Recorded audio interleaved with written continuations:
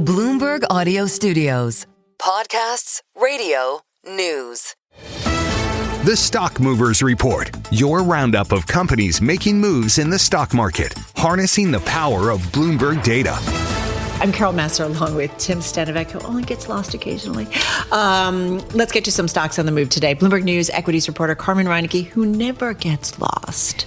Always on it, always on it. Big story today. It's something that's definitely taken up a lot of our brain time today, and that is the energy sector.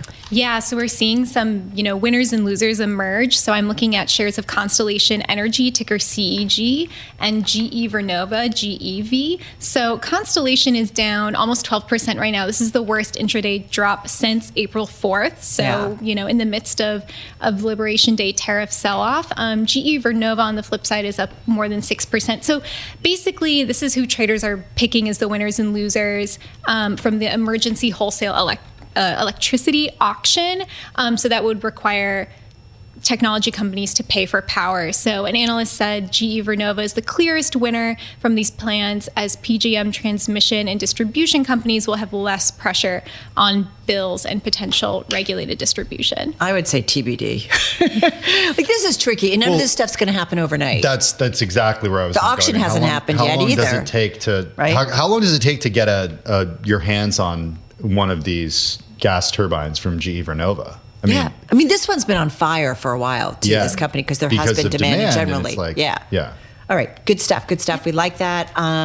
Take us to DraftKings and Flutter Entertainment. Yeah. So shares of both DraftKings, DKNG, and Flutter Entertainment, FLUT, which owns FanDuel, are down today, both more than 5%. So new state data from New York suggested that they might be losing ground to competing products from prediction markets. So this is, Kalshi, Polymarket.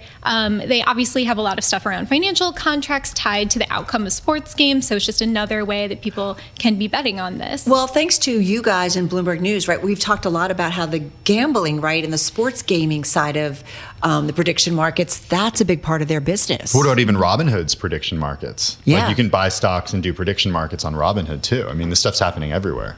All right. Yeah, totally. All right, so interesting stuff. This is a story that, again, TBD, Fannie, Freddie. Yes. What might be their ultimate outcome here? Yeah, so we're seeing big sell-offs in both stocks. So Fannie is down 5 days in a row. Freddie is down 7 days in a row. So basically what's happening is...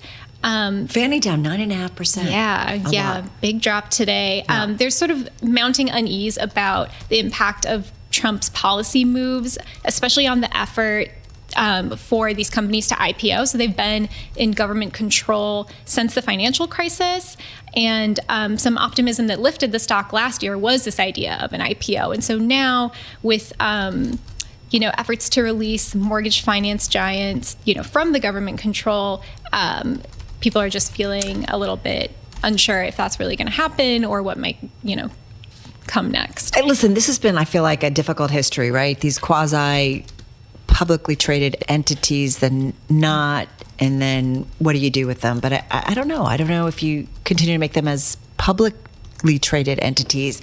I don't know how that kind of gets in the way of what their mission is, right? If the focus is on profitability and everything else is a public, I don't know. I just think it's tricky.